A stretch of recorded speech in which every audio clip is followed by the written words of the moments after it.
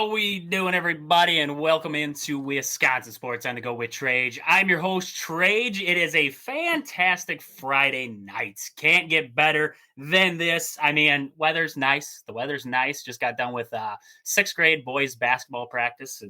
That's always a blast. It's always a blast. You get to work with the young kids. They irritate you a little bit. You make them run. It's the fun of it, right? It's the fun of coaching basketball at the end of the day. So lots to get into today. Badgers, they've been back in action. Badgers men's basketball. I want to talk about that a little bit today. We got to get into the Bucks. Badgers and Packers both on a bye, but I want to talk a little Badgers. I want to talk a little Packers because, well, there's a lot of things going into the bye week for both of them that need to be cleaned up here. I mean, the Badgers on the edge of bowl eligibility, but a lot of tough tests ahead of them here, so we'll see if they can get into it there. And the Packers, they have their own problems heading into the bye week, so I want to get into all of them today here on the show. So no Aaron tonight. I know, no Aaron tonight, no Kyle tonight, just me tonight here. Those guys both, I mean, Aaron's out and about. He's got some stuff to do. He's with work and everything, and Kyle's under the weather. So just me tonight here. Always, I mean, you can chat with me on Facebook, YouTube, Twitch, Twitter, wherever you're at right now. You can tune into the show there. You can tweet at me, whatever you want. You can do it out there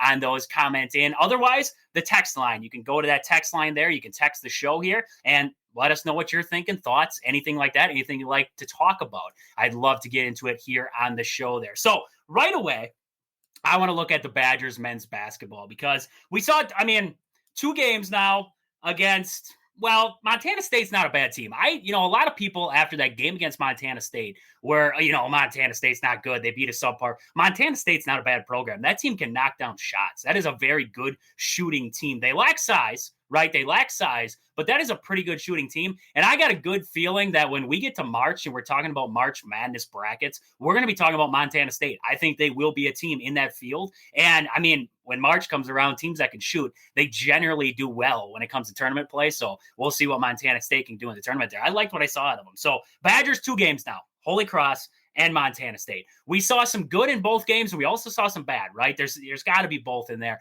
They have a lot of kinks they got to work out yet, right? A lot of kinks with this Badgers team they got to work out.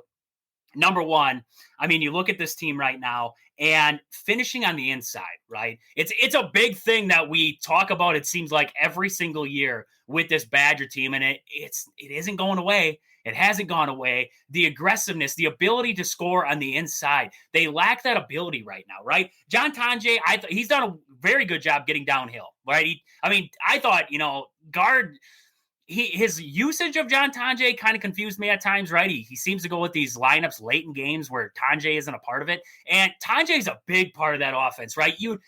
AJ Storr was a different kind of player, right? He had the ability to get to the rim. He has the ability to finish when he gets to the rim. And he's that 3-level scorer, right? He can finish at all 3 levels. And John Tonje brings that to this Badger team. He brings that ability to score at all 3 levels.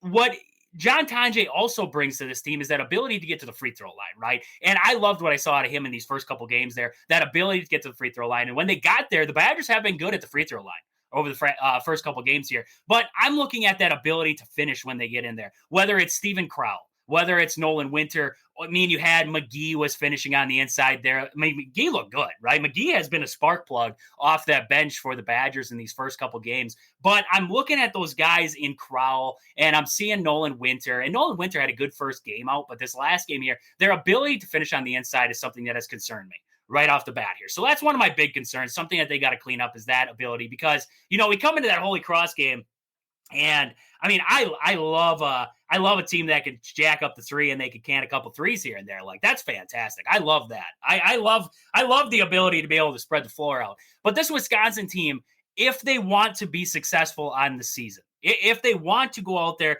and they want to win some big games, right? You got to have the ability to score on all 3 levels. You cannot just rely on the 3 ball because as we saw with this Badger team, yes, they have the ability to shoot the 3. Now, how many shots is it going to take to knock down 11, right? How many shots is that going to take? Because you look at them in that Holy Cross game, and I was just pulling up the team stats there, but they were 11 for 31 from downtown. Not a bad percentage, but you look at them overall, they're 29 for 59 on the game there.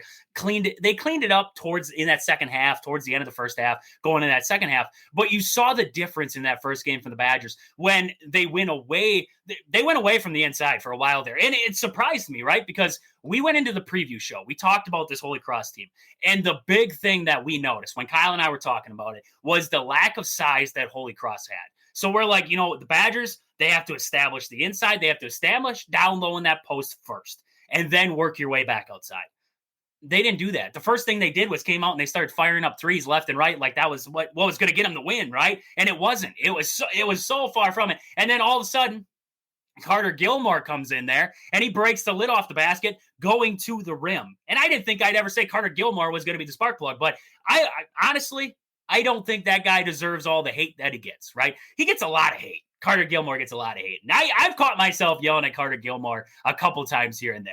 But Carter Gilmore is a spark plug off the bench. And, he's a guy who's going to give it, right? He's not the most talented dude in the world. He'll admit that to you. He's not the most talented dude in the world. He's not going to be able to give you 20 points a night. He's not going to do that for you. But what he's going to do is he's going to go get it, right? He's going to be aggressive, and that's how he's going to play the game. So, to have a guy like that who can come off the bench and do that little thing for you, like break the lid off the basket when it seems like all hope is lost and you're down big early to Holy Cross at home opening night.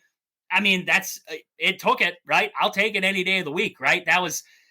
You take it, I guess, right? You take it, I guess. So I like that out of the Badgers, that ability the ability to shoot the three, but they have to be timely with it here. And they have to find ways to score on all three levels, which I think they did in both games, but it took them a while to get going there. And, right in the comments there, Patrick Meyer there, he says Wisconsin has to build its offense from the inside out. 100%. I am 100% in agreement with you on that one, is that when this Badger team decides, hey, we're going to establish the perimeter first. We're not even going to look at Steven Crowell in the post there. I know, it irritates me with Crowell because he's like Charmin Ultra Soft down there, right? That fantastic toilet paper, right? Great commercials with the Bears in there. It seems like, they're always using the can. But, fantastic commercial there with Charmin. But that's how Steven Crowell seems to play at times, is he's soft in that post. He doesn't want to go and get it. And I want him to be aggressive. I want him to be aggressive, no doubt.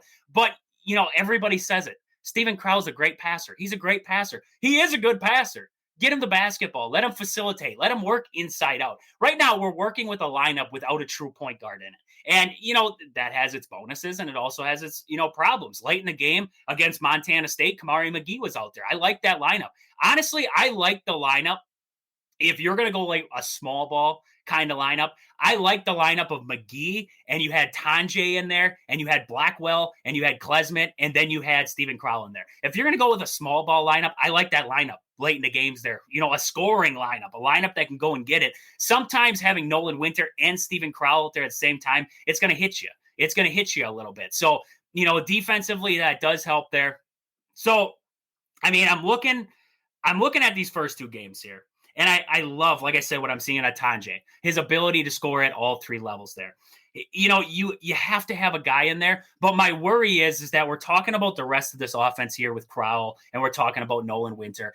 You can't have an offense where it's like with AJ Storr again. If AJ Storr is cold, the offense is just gone, right? That's where we ran into a lot of problems last year. When the offense, when you had a guy like AJ Storr, when he wasn't cooking, nobody else was cooking, right? There's no assistant chefs in there. We got to have assistant chefs in there who, when your main guy, he's not feeling it that night, you can find ways. You can find ways to score the basketball there. So those are some of the things that I'm looking at out of there.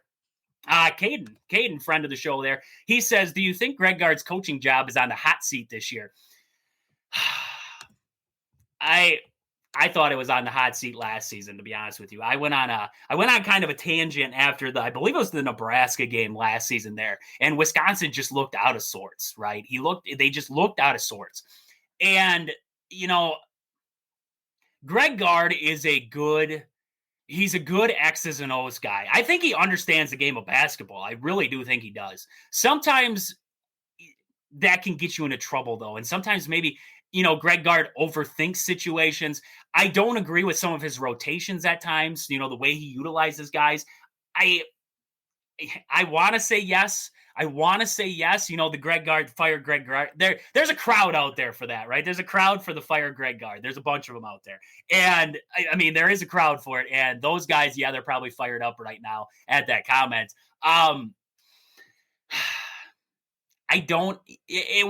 It would take a catastrophe of a season for McIntosh to fire Greg Gard. Right? I think it would take a catastrophe of a season. The thing with Greg Gard that saves him every year is that sometimes I think that people they're okay with, the Badgers make the tournament and they exit the first round because, this or that or whatever it is, right? And, we can blame players all day long and we keep blaming players and blaming players. And I think it comes to a point where you have to really sit down and you have to look at this team and say, okay, year by year, if we're building a program like Wisconsin and we have these guys in here like Stephen Crowell, or we have a Nolan Winter, or even, you talk about the new guys with Daniel Freitag and some of these other guys, you're looking at and you're saying, okay, the progression year by year. That's the thing that I dislike about Greg Gard is that, to me, and this is my opinion on it, I don't believe that guys have gotten truthfully better under Greg Gard. And that has always been my biggest knock on him is I think guys come in and they have they're at their ceiling already, it seems like at times. And, I don't want to say that all these guys that have currently in this program are at their ceilings, right? I think Nolan Winter can be a better, or I think he's only at the outside looking in of what he could possibly be. And I think Freitag could be fantastic.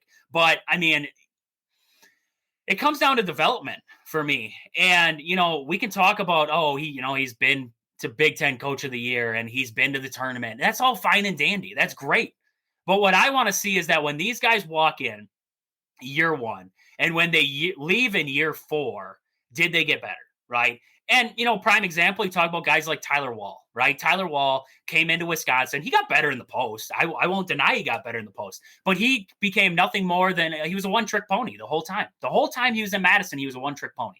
So I don't think Greg Gard's job is going to be on the hot seat unless if it's a catastrophe of a season, which we'll wait and see. We'll wait and see on that one.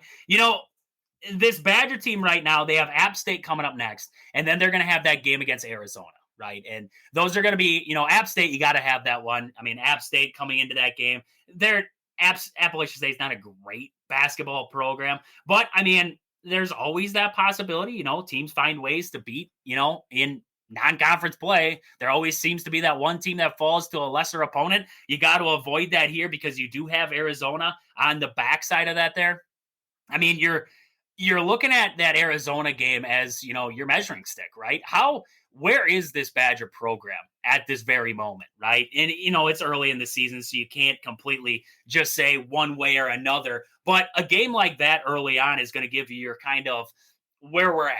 Where are we at right now? What do we have to work on, right? And you've played teams like Montana State and that Holy Cross game. I mean, you went down big. That was a big deficit that you were in that Holy Cross game. And if you're in a game like that against Arizona or Marquette or some of these other teams, you're not coming back like the Badgers did. You might, I'm not going to say it's impossible, but those teams know how to put away a knockout punch. Holy Cross was not that great of a program to be able to put out that knockout punch. So that's something that, I mean, we're going to see here coming up pretty soon is the direction of this program too. And that's something that I think is going to be a lot on Greg Gard here. A lot on Greg Gard to see is what are his adjustments when he gets into those big games? How does he react in big games? And how does he prepare his team for those big games? And what does the offense look like, right? We're talking about the lack of usage on the inside. Okay, so what does that offense look like when he gets those big games? Those are some of the things that I'm keeping an eye on there. But as of right now, Badgers 2-0. They're going to be taking on subpar. I mean, I'm not going to say great Appalachian State team, but a team that you got to keep an eye on, right? You don't want to have App State come into the Kohl Center and knock you off your feet there before you have to take on number 10 Arizona there coming up next week. So a lot of good things coming for the Badgers here moving forward. But I want to, before we get into Badger football, because I want to talk some Badger football today, but before we get into that Badger football, we do have a message here from Hunter, our hockey guy. I want to get to him real quick, and then we're going to talk some Badger football here on the backside of this. So we'll see you back here in a minute. Hello, everyone. Welcome back for another Wisconsin Badger hockey weekend recap. Let's get started with the women's. It was an impressive series against number 8 St. Cloud State on Friday evening. The Badgers dominated with a 6-0 victory, Lila Edwards and Cassie Hall both found the back of the net twice, showcasing their offensive prowess. The momentum carried Saturday night as the Badgers secured a 4-0 win over the Huskies. Ava McNaughton was stellar in goal, earning her 4th straight shutout for the Badgers. 4 different Badgers scored that night, extending their win streak to 12 games. This week, the team is on bye. Switching to the men's. It was a mixed but ultimately successful weekend against number 20 Notre Dame. On Friday night, the Badgers fell short in a hard-fought overtime battle, losing 2-3. However, they bounced back Saturday with a 2-1 victory. Offensive showed depth from Simon Tassi and Owen Lindmark, who scored twice over the weekend as well, contributing goals. That was the first time all season that the Badgers have scored outside of their first line, which is huge. You have to have offensive depth to win. They've been looking for it all year.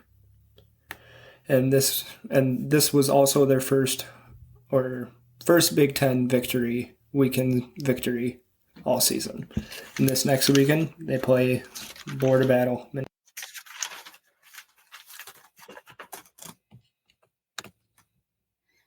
Great stuff from Hunter there. Badger hockey.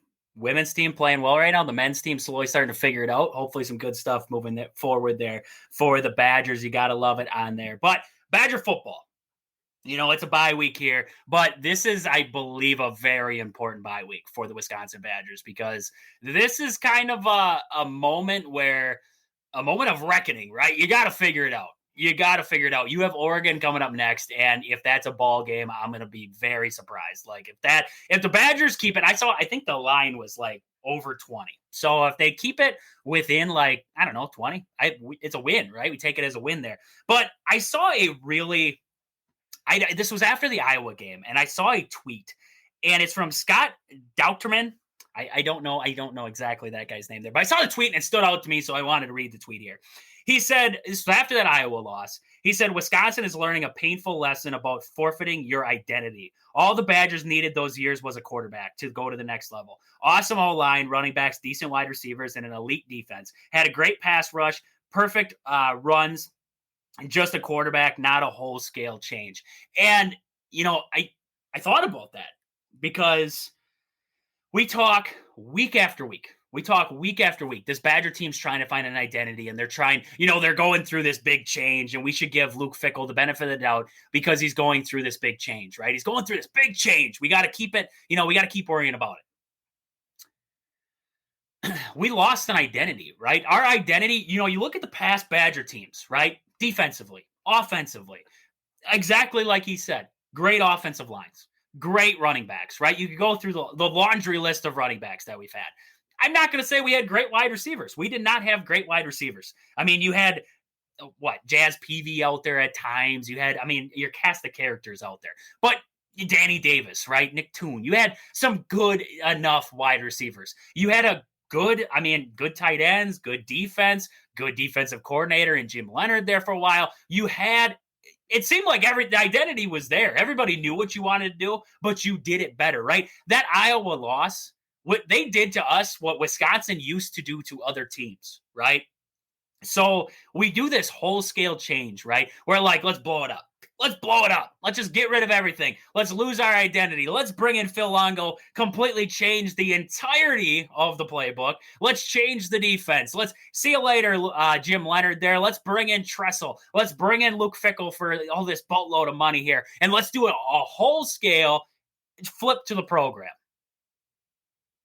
How is that working, right?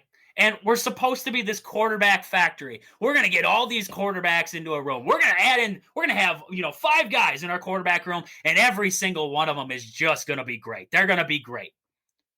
Where the heck has that been? Where is any of that at this point, right? I don't even know, truthfully, at times what we're running on offense, right? It's the most vanilla, plain Jane offense. When I think of an air raid, I'm like, this is going to be some messed up, confusing, fancy routes. We're going to get some crazy stuff going on in the field. It's going to look good, right? It's going to look good.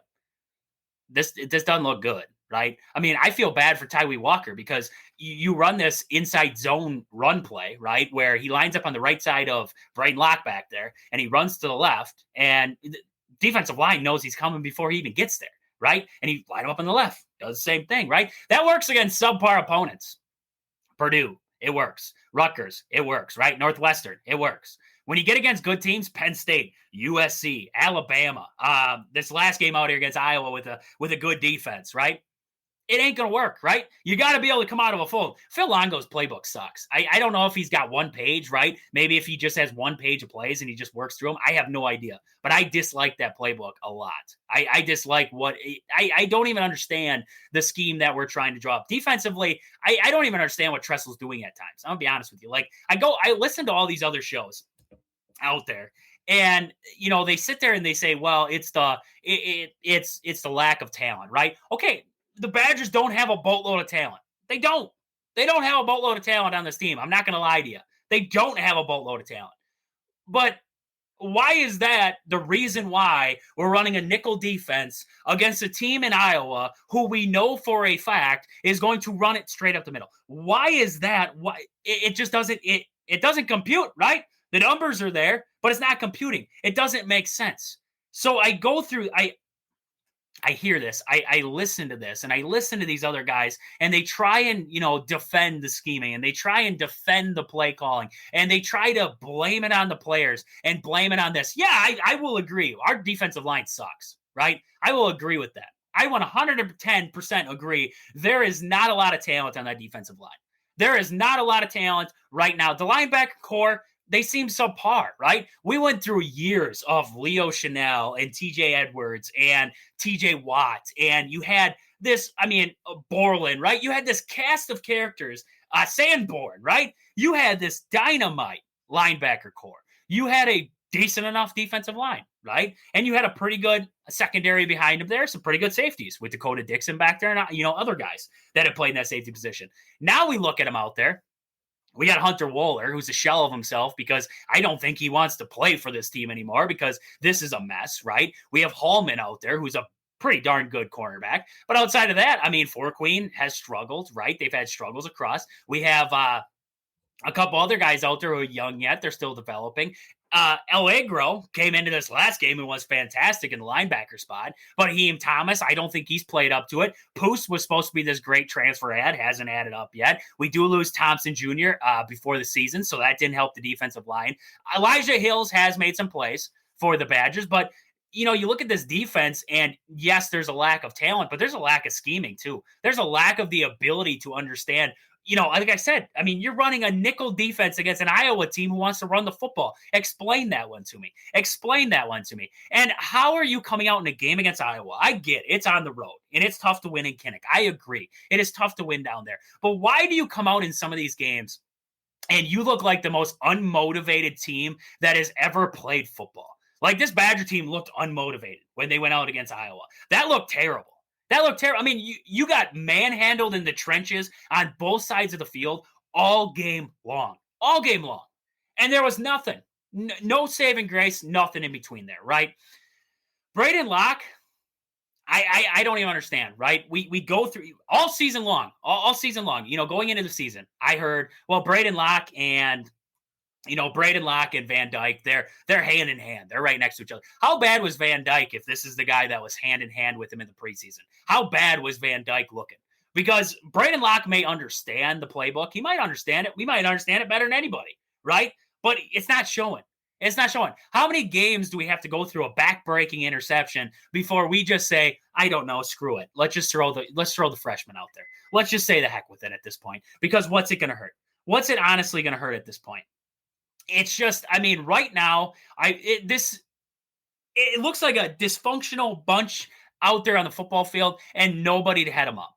Yeah, Luke Fickle might be a good coach. He might be. I'm not firing Luke Fickle. But what I'm saying is I watch Longo. I see these offenses for the Badgers right now. I see this offense and I see the defense. And if Luke Fickle isn't a problem, and, I'm not going to say he's a problem, then I'm going to say that the Badgers need to look at their coordinators and they need to say, hey, you guys are coaching for your jobs at this point. Plain and simple. You're coaching for your jobs. Because what I'm seeing right now on both sides of the ball for the Badgers is depressing. That was embarrassing. I'm not even on the team. I'm not even on the team. And watching that Iowa game was depressing, embarrassing. That wasn't Wisconsin football. We got beat by Wisconsin football, what Wisconsin football used to be, right? We were just going to run the ball 45 times. We were just going to keep running it down your throat until you got sick of it. And then you would load the box. What did the Badgers not do? They didn't even load the box. I don't get it. You go into a game where all Iowa did, RPO, and then run up the middle. Just simple things. Nothing crazy. There's nothing crazy about that game. Nothing crazy. And yet, they made you look like you were an inept team, like you didn't even belong on the same football field as them. That Iowa game was like we said it the other day. You go into seasons and you have certain games that you circle that you're like, these are our measuring sticks. These are our games where we circle them and we're like, this is the ones that we have to look good in. These are the ones where we're going to see where we're at as a program. And Iowa is one of them, right? Iowa is one of those teams that when you can go to Iowa and you can win that game, that tells you something about your program. That tells you that you're heading in the right direction. We went through games against Rutgers, Purdue, Northwestern, and I mean, pretty good wins, right? I mean, they blew out Purdue, they blew out Rutgers, they looked good against Northwestern, got that bug off the back there, the monkey off the back, telling them they couldn't win down there. And then they play Penn State. And I mean, backbreaking interception, kind of lost that game for him. So you come off of that loss and you travel to Iowa. Now, not going to be an easy game. Don't get me wrong. Not saying that's going to be an easy game, but you travel down to Iowa and you get knocked out. First half, you're done. You're out of it. It fell apart. Do you almost, I don't like coming off that Penn State game. What was the message? What was the message in the locker room? What did you tell these guys? What did you tell them to say, like, hey, we played a competitive game against a very good team in Penn State. Now we're going to go play Iowa. This is where we prove it, right? We prove it in this game. They didn't prove anything to me. They didn't prove anything to anybody. All they did was get their teeth knocked in on national television, and now they have a game against Oregon where they're most likely going to get their teeth knocked in on national television. So you're going to have 2 straight games where you get your teeth knocked in, 3 straight games on national television, one where you had a pretty good game against Penn State there. You had a pretty good game against Penn State. You had a butt kicking against Iowa, and now you're going to go play Oregon on national television, and well, the betting line ain't doing you any favors right now. So, I mean, this Badger program right now, that like I just read that quote off to you from Scott Dauchterman there. I mean, this Badger program, you could tell me that there was a lot more to fix than what we thought. And Paul Chryst left the program in shambles and this and that and everything in between. You can tell me everything about it, right? But you're in year 2. I haven't seen anything that has shown me, like, I get it, right? If it's going to take a couple years, it's going to take a couple years. But in those couple years, I want to see this team start to look like something, right? Look like something that you're building towards. You can have a terrible team, but the scheme can look good. You can have a terrible team, but the play calling can still, help out that terrible team. Right now, I don't trust Longo, I don't trust Tressel, and I don't know about Fickle, because you have this team who looks like they're the most unmotivated sons of guns in the room, and it just hurts to watch. This football team just hurts to watch. So this Oregon game, yeah, you're probably going to get your teeth knocked in, but you have a game coming up then against Nebraska, and you have one last one against Minnesota. You have 2 games then to not only get bowl eligible, right? Because you're talking about a team who 22 years, they have made a bowl game straight. You lose that this season here. I mean, yeah, you're not firing Luke Fickle, but next season then that's gotta be the season where you're looking at this Badger team under a microscope and saying, hey, we got to figure something out now. We got to figure something out this season here, because if we don't, I mean, what do you do? The second Luke Fickle gets fired, McIntosh gets fired, right? So McIntosh ain't firing Fickle, right? I mean, we sit here and we're like, McIntosh, you should go out and fire Fickle. He can't, right? His hands are tied. He got rid of Paul Chryst. He didn't hire in Jim Leonard, and he brought in this big money guy in Luke Fickle to change this program, to take it to the next level, right? When, like Doctorman said there, and I don't even know if I'm saying his name right. I'm sorry if I'm butchering his name. But like he said, all they needed to do was get a quarterback into the room, and they would have found ways to win some of these big games, and heck, would have found their way into a 12-team playoff with the teams that they were throwing out there. So, I mean, maybe this year isn't the one where we're supposed to freak out, but when then? Somebody's got to explain to me when, because this Badger team right now, they're in shambles. They're in shambles. And I mean, they do have, some good recruits coming in, but what's a good recruit if you can't find a way to coach them, right? What's a good recruit if your team just quits on you? Because when I see Hunter Wohler out there, he looks lost. He looks like he's done. He looks like he's done out there. You just have a team that looks like they're done. You have a quarterback who can't keep the ball away from the opposing team. This is just a struggling football team. This is a struggling football team all the way around. And you have a 4-star recruit right now, Carter Smith. He's going to be in town there for that game against Oregon. So you have a pretty good recruit coming to town against Oregon there. What does a recruit think when they come to town and they see, if you come out and it doesn't look bad, right? It doesn't look bad. And you give that feeling like, hey, we're a quarterback away, right? We're a quarterback away from taking the next level. That makes a quarterback who is a highly touted recruit kind of feel better about the situation. But when you have a guy come to Camp Randall and he watches a defense and he watches an offensive line get manhandled, he watches a defensive line get manhandled, and he watches Oregon just have their way with you, as a recruit, that kind of changes your mind, right? Because if you look at teams like, Michigan right now, they still have a good defense, right? Now, he did decommit from Michigan, so I'm not saying he's going to go to Michigan, but Penn State's also in on Carter Smith. So when he sees a program like Penn State, now, today's day and age, it's going to come down to money. So how much money can we pony up for Carter Smith? That's going to be another thing. So, you're watching a Badgers team who is just all around struggling. And I was going to go through the stats today, but I don't feel like going through the stats, the team stats and conference play, because you look at them in there, they're 13th across the board in most statistical categories, offensively, defensively, some worse, some better, right? Their sack percentage, they have 14 sacks on the season right now. Indiana has 31. Indiana's going under a coaching change right now. They had a coaching change. Look at where Indiana's at compared to Wisconsin. That's a successful coaching change right there. Brought some transfers in, got it done. You look at this team right now, it's ugly. It's ugly right now. So this Badger team, you have a bye week now. There has to be some major changes coming out of the bye week. I don't know if it's quarterback change. I'm not going to say it's a quarterback change. Now, would I change quarterbacks? Yes, 100%. You want to know why? Because to heck with the red shirt. Everybody comes to me, they're like, well, you don't want to waste his red shirt on a lost season. Okay, I don't care.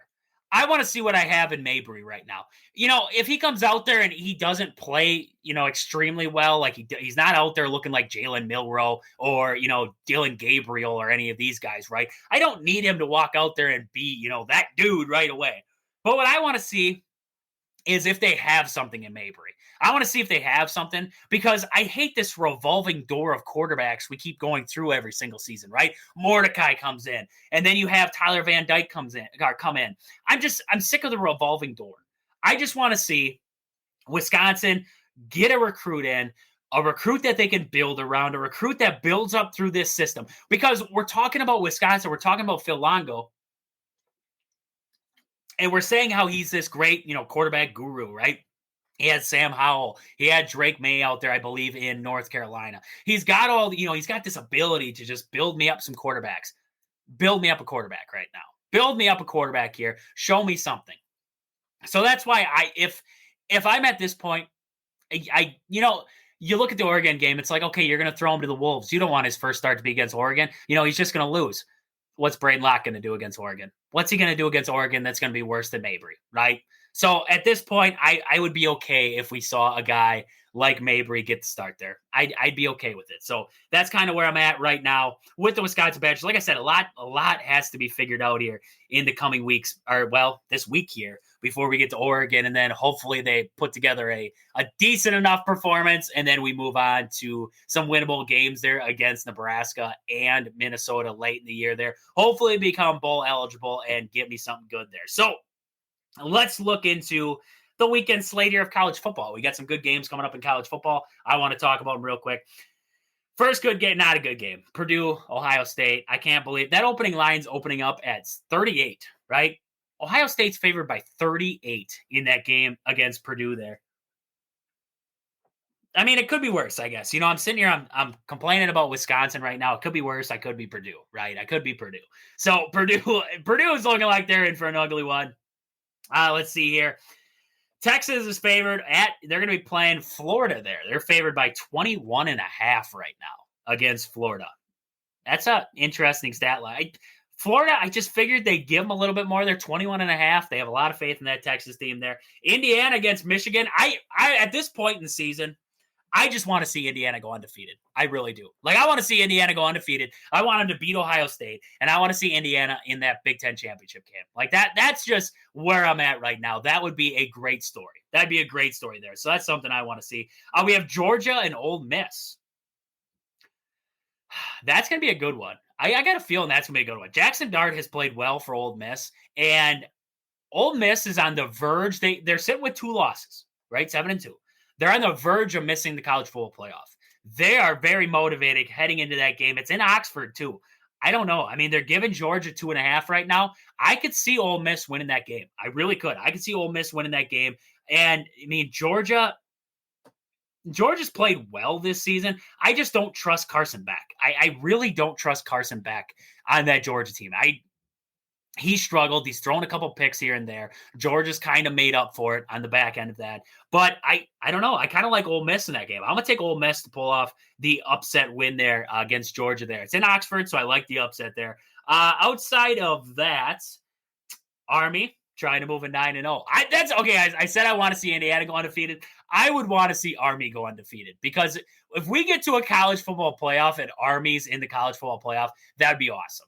That would be awesome. I don't know who would complain. I really don't. Probably Clemson fans if Dabo Swinney misses the college football playoff. They would complain.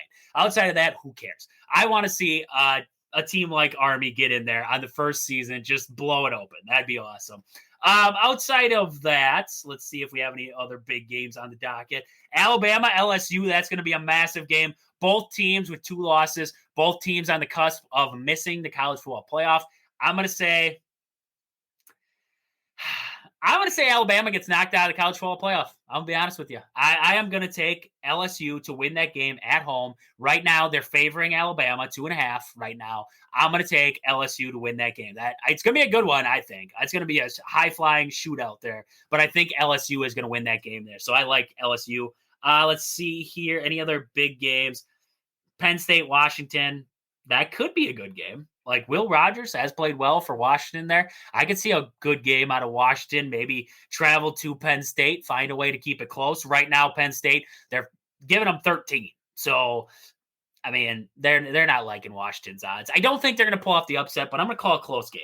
I'm going to call a close game between those 2 teams. Boise State tries to move an 8-1. They're taking on Nevada. That'll be a late game. Usually they play the early game, so interested to see them. Oh, no, Friday night games. I've seen a lot of Boise State games on Friday nights. So, that's something to keep an eye on is what Boise State does. I know a lot of college football playoff predictions I saw had them sitting in that playoff picture already. They're the 12 seed at the moment. According to the college football playoff rankings, they have them as the 12 seed right now. Oregon as the 1, Ohio State as the 2, Penn State's in there as the 6 right now. Indiana as the 8. I love that. That's interesting. I mean, to see Indiana, up there near the top, you got to love that. Singetti's done great. That's a great football team at this point. Indiana, it's both sides of the ball for Indiana. It's not just offensive, it's defensively too. That is a great, well-coached team in Indiana right now. And I can't wait. I can't wait to see what they can do to finish out this season here. Maybe get into a college football playoff. The biggest game for them will be that game against Ohio State, right? That's how good is this program really, right? Because I think they're good, right? Don't get me wrong. I think Indiana has a great football team. But if you beat Ohio State, that puts you on a different level, right? That puts you, if you have that team, you're talking about Indiana in the top 5 then in the AP poll. You're talking about them top 5 in the college football playoff at that point. You're talking about them probably as, the Big Ten representative of, right now being the number 2 where Ohio State is. So there's a lot on that game too, because, and I mean, that's Big Ten championship right there too, right? If Ohio State loses again, you're going to see Oregon and Indiana in that college football or in that Big Ten championship, as long as everything works out behind that there, and Indiana keeps winning, and Ohio State pulls off a couple more wins there. You're going to see, or not Ohio State, but Oregon wins out their schedule. You're going to see those two face off in that Big Ten championship. So a lot of interesting stuff there happening, around college football. So good weekend of college football, no Badgers, but still some good games. I'm glad. I'll be honest with you.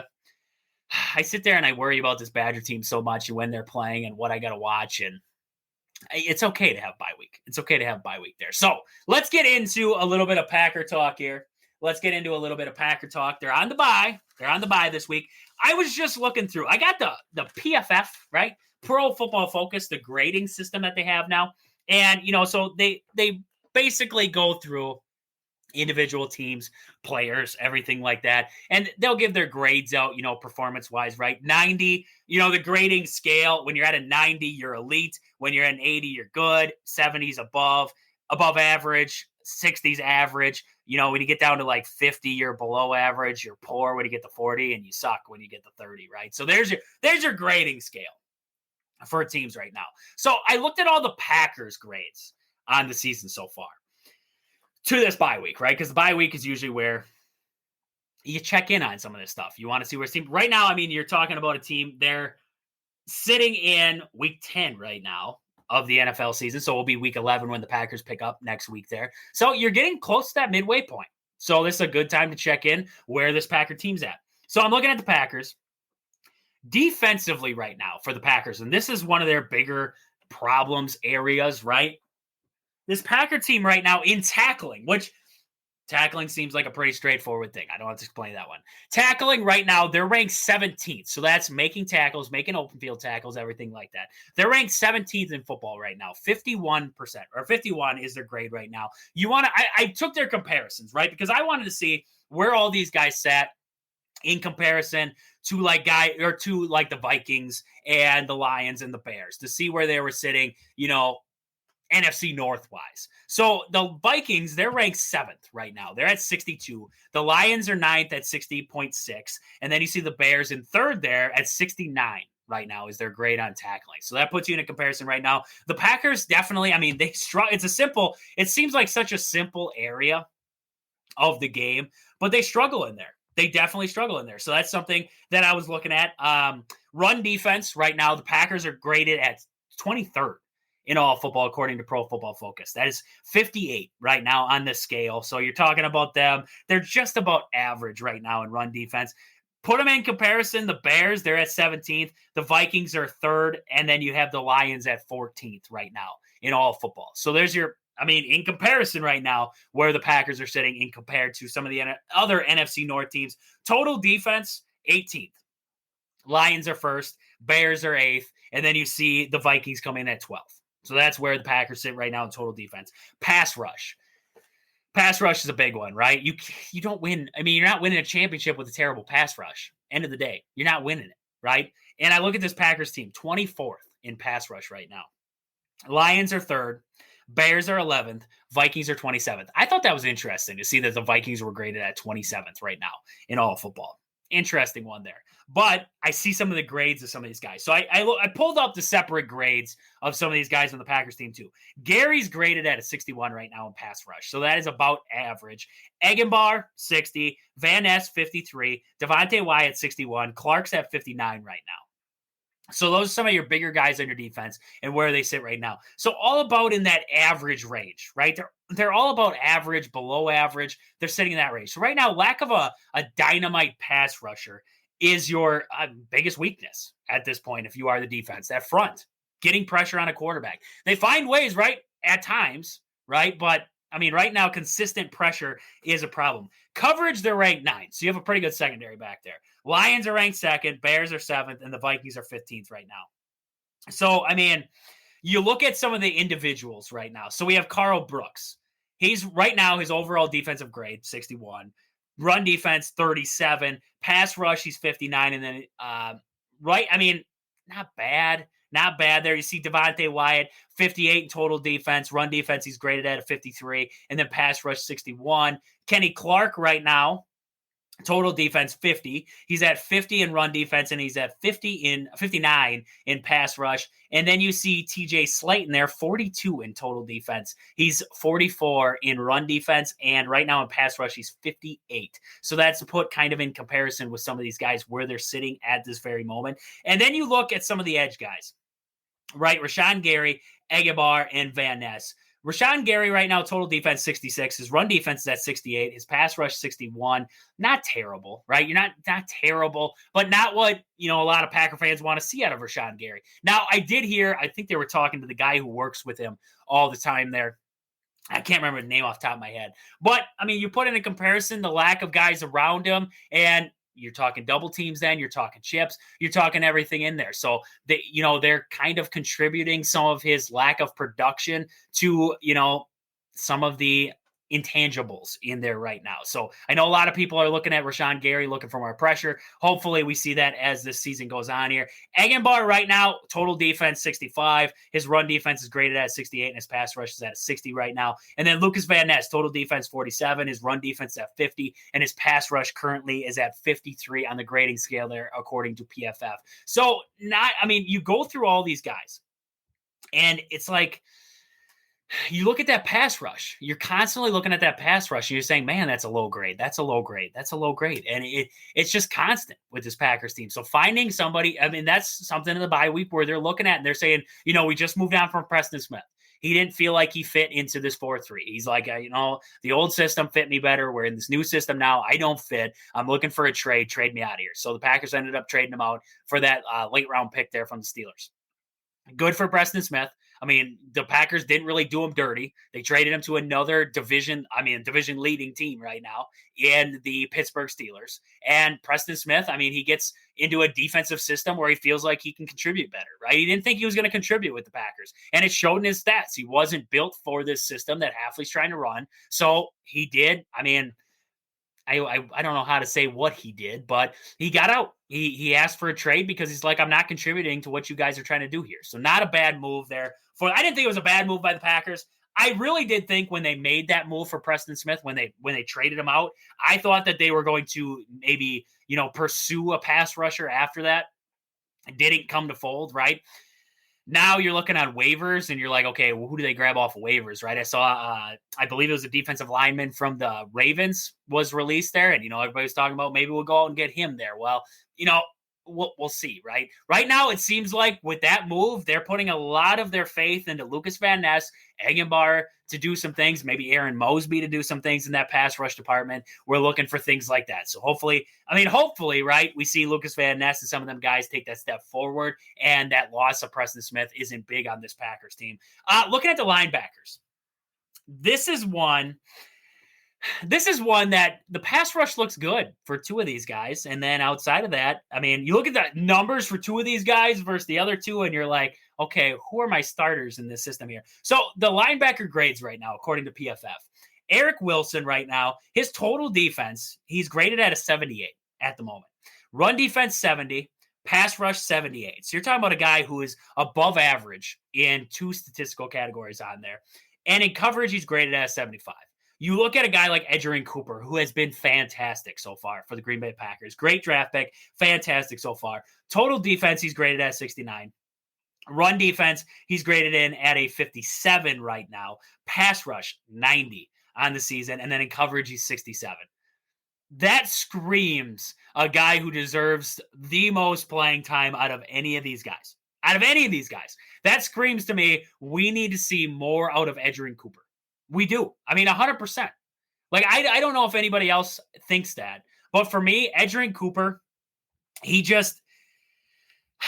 like a bull in a china shop, and you just can't stop him, right? I just love what I see at Edgerrin Cooper. So for me, that's a guy who deserves a lot more snaps. Isaiah McDuffie right now, he's graded at a 57 overall, 61 on run defense. Pass rush, he's graded at 53 right now, coverage 54. And then Quay Walker, 47 in total defense. Right now, run defense, he's graded at a 56, pass rush 62, and then coverage 42. So you look at all the numbers there for the linebacker core. Quay Walker, he's got to take that next step pretty soon here. He has to take that next step because otherwise he's taking snaps away from guys who I believe, in my opinion, could provide better for this Packers defense, like a guy like Eric Wilson and Edgerrin Cooper for sure. I'm not closing the book on what Quay Walker can do for this Packers team. Not by any way, shape, or form am I trying to close this book down and say, like, Quay Walker's a bust. I'm not trying to say anything like that. But what I'm saying is right now, the way that the way everything's kind of lining up for me, I got to see more. I got to see more of Edgerrin Cooper than anybody else. So that's kind of where I'm at with that. Safety room, Xavier McKinney has been a dog. We all know that. He's graded in an 89 in coverage. 89 in coverage. That is, awesome. That is awesome. And then we see in total defense, he's at 89, run defense 71, and then pass rush 77. There was a play early on this, I believe it was against the Texans, when he came on that safety blitz and just, completely just took out CJ Stroud. Like, that was a great play call. Great job by Xavier McKinney there. Evan Williams is graded in, fantastic too. 80 in coverage. Total defense, he's at an 87. Run defense, he's at an 81. Evan Williams is phenomenal. Phenomenal. From what I've seen so far. Both of them right now, rankings among safeties, Xavier McKinney's at 3, and then you see Evan Williams at 4. That is awesome out of those two guys. So you love to see that. And then Javian Bullard, currently he's at 54 in total defense right now. He's, lack of snaps and their lack of getting in a lot. That's kind of where you contribute that to there. But Javian Bullard is a little bit more of a work in progress. Evan Williams has been a star in the making. Like, you love what you're seeing in Evan Williams right now. So great stuff there. That's the Packers defense for you. Looking over at the offensive side, right now, total offense, they're graded at 17th. They're 17th in all of football. That is in comparison to like the Lions, who are 4th, Vikings, who are 6th, and the Bears, who are 27th right now. So, offensively, Packers, about middle of the pack right now. You're talking about a Packers team who you haven't had Jordan Love out there for an extended period of time. You've been missing pieces, right? So getting back in there, getting healthy, and that's the biggest thing for the Green Bay Packers. Total, in passing right now, they're graded in at 14th. That's in comparison to the Vikings at 12th, Lions at 19th, Bears at 27th. Pass blocking, they're first. Pass blocking, they're first in all football right now. Zach Tom grades in at an 81 in pass blocking right now. Rasheed Walker, he's at an 80. Sean Ryan's at 67. Josh Myers, 77. We see Jenkins in there at 83, and then Jordan Morgan at 61. So pass blocking has been, the offensive line has held up well in the pass blocking department right now. The run blocking, 28th right now. Zach Tom at 84. Rasheed Walker grades in at a 45 right now. And then we see guys like Sean Ryan and Jenkins both in the 50 range there, along with Jordan Morgan, and then Josh Myers at 43. So run blocking has been troublesome for the Green Bay Packers. And that's like an anomaly because, just like I was talking about on the defensive side with the lack of pass rush, they struggle to get to the quarterback. Yet you look at guys like, they struggle to get the quarterback, yet they still turn teams over, right? They top of the league in turnovers, right? Of turning teams over. So it's just a weird stat to look at. They struggle to get to the quarterback, yet they make turnovers. Then you look at the opposite side of it. They struggle in run blocking, yet Josh Jacobs is still having a good year. And then people will still say Josh Jacobs is not having a good year. So I don't understand that, right? I saw an ESPN post saying Josh Jacobs is on like some kind of downswing. And I'm like, what stats are you looking at right now? Like, what are you looking at right now to tell me Josh Jacobs isn't playing very well? Because I think that dude's playing well. So you got to love what you're seeing out of them there. But, it's something that they got to clean up, right? Total run right now, they're ranked 4. Grades for pass routes, 23 so far in the season there. Just some little tidbit numbers there. But the biggest thing, you're heading into this bye week. The biggest thing I'm looking at the Green Bay Packers and I'm saying to myself is you got to clean up the drops. And you got to clean up the pre-snap penalties, right? You look at this team. Packers have the 4th most drops at 20 on the season so far, 20 drops on the season. And then you look at, 2nd most pre-snap penalties at 30. 30 pre-snap penalties. This Packers team, everybody out there is like, they're not that good. They're not that good. They're 6-3, but they're not that good of a football team. This is a good football team. This is a very good football team. They haven't played to be a good football team yet, right? They've had all these kinds of problems, pre-snap penalties, injuries. You look at drop passes. They've had all these problems, and yet they're 6-3, right? You clean up half of the pre-snap penalties. You clean up half the drops, and you just clean up the simple things leading into games. where does this Packers team sit then, right? Because right now I look at the NFC. And I say to myself, okay, the Lions are no doubt the number one team in the NFC. No doubt. No doubt. They're the one team that you could put up against Kansas City Chiefs right now, and you would say they have a good shot of winning that game. But this Packers team is not that far behind them. As much as you look at that game they just played, and the Lions won that game, but the Packers beat themselves, right? I'm not going to say that.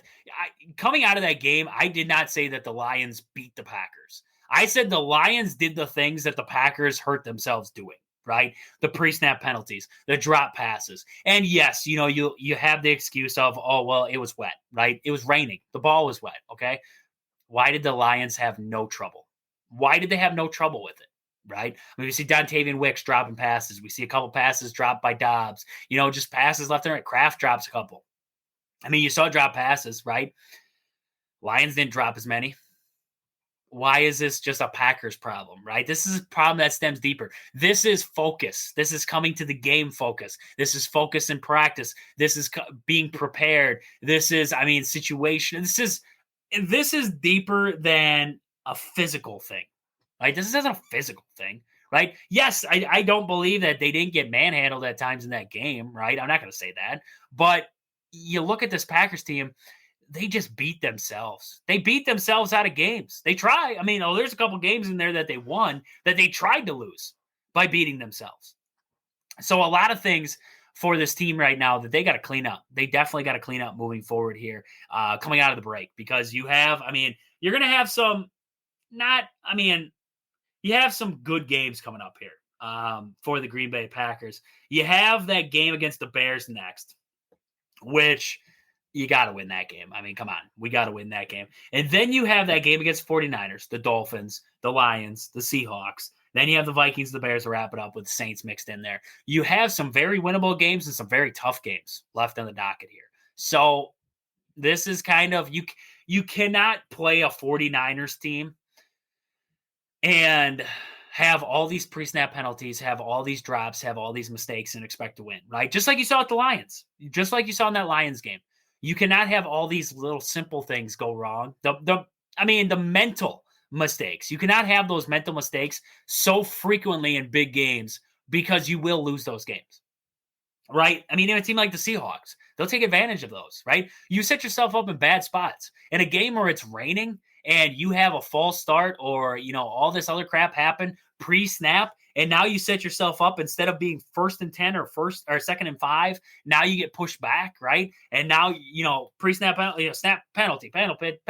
And now you're sitting there at 2nd and 20, and you're like, okay, it's raining. We can't exactly sling the ball around too well. What are we going to do now, right? You put yourself in these situations where you're 3rd and long, and that hurts. That hurts. And that's where this Packers team is at right now. They're hurting themselves in these games, and it sucks. It really does. But hopefully, right, coming out of this bye week, the mental, just coming prepared and looking like you're prepared in these games is going to get better for them. So we'll see kind of what happens there with Green Bay Packers coming out of the bye week. But I want to look at the rest of the NFL slate coming up this weekend here. We saw a good game against the Ravens and Bengals last night there.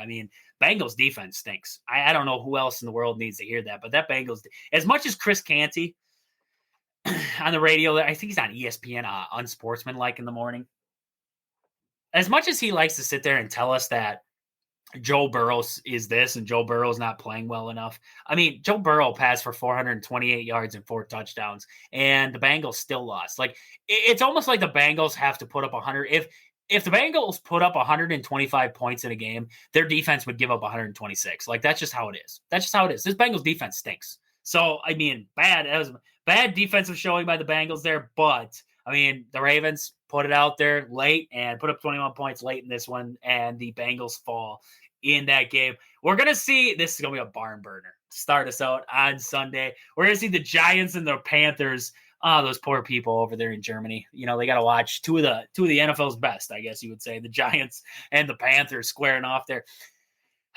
Give me the Panthers. I'm going to take the Panthers to win that game. It's going to be a stupid game. It's going to suck, but I'm going to take the Panthers to win that game in the early one. Then we see the Patriots and the Bears.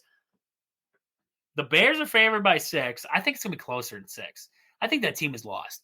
Give me the Patriots. Give me the Patriots to pull off an upset. Just because. Just because. The Bears are lost. DJ Moore's walking up the field mid-play. You got Stevenson yelling in the crowd, during a Hail Mary. That Bears team is lost. He lost the locker room. It's just done. I feel like this is a game where the Bears fall apart and they fire Eberflus. I just think that's this game. So I'm going to take the Patriots. Colts and Bills. I think the Bills will win that game against the Colts, favored by 4. It's in Indianapolis. I think it's going to be close, but I like the Bills coming out of there. Broncos and Chiefs, that could be a good game. That could be a good game there. Broncos might be able to hang around for a little bit in Kansas City. I'm going to take the Chiefs in that one. Falcons and Saints, let's go Falcons. Let's go Falcons in that one. I like the Falcons. 49ers and Buccaneers. Give me the Buccaneers in Tampa. Give me the Buccaneers to win that game. That's a good football team. That's good football. They don't have the stars right now with Godwin and Evans out, but I like that football team. Plus, I got Chris Otten on my fantasy team there. So give me the Buccaneers. Steelers, Commanders. I think the Commanders are going to win that game. It's in Landover. Yeah. Give me the Commanders. Commanders will win that game there. Vikings and Jaguars. Vikings will win that one in Jacksonville. I think it's going to be close, though. Give me 3. They're giving the Vikings 6.5. I think the spread will be like 3. I got it at 3. Titans and Chargers. I'm going to take the Chargers in that one to win that one. That's going to be at SoFi. So give me the Chargers. Eagles, Cowboys. It's in Arlington. No Dak Prescott. Eagles win that game. Jets and Cardinals. They're favoring the Jets. It's a storyline. Give me the Jets. Give me the Jets just to keep that storyline going, right? Aaron Rodgers run the table. That's all we got to see. Lions, Texans. I think that's going to be a good game. They're giving the Lions 3.5 right now. I think the Texans will hang around a little bit. It's at NRG. I think Nico Collins is playing in that game. Give me the Lions, but it's going to be a close game. I think it's going to be about 3. And then the Dolphins and Rams. I like the Rams. I'm going to take the Rams. The Rams are a resurgence right now with all them guys back, Puka Nacua and Kupp and company. I like the Rams to win that game against the Dolphins there. So good weekend of NFL games. I mean, there's good weekend of college football games, good weekend of NFL games. Should be a good weekend all the way around there. Bucks did end up losing to the Knicks. Man, just when you think the Bucks got something figured out, all of a sudden, I mean, they look like crap again. I don't know what to say. This Bucks team is a struggle. They are a struggle bus. I was just coming out of that game against the Jazz yesterday, and I was like, wow, they have some pieces. AJ Green, I think we got to see more out of AJ Green. I like what Ajax is in there, but I look at this Bucks team, and outside of Damon Giannis, there ain't nothing. There ain't nothing right now. AJ Green's gonna spring you some threes, he's playing well. Ajax is playing well, but Taurean Prince ain't scoring. Gary Trent ain't scoring. Brooke Lopez has struggled.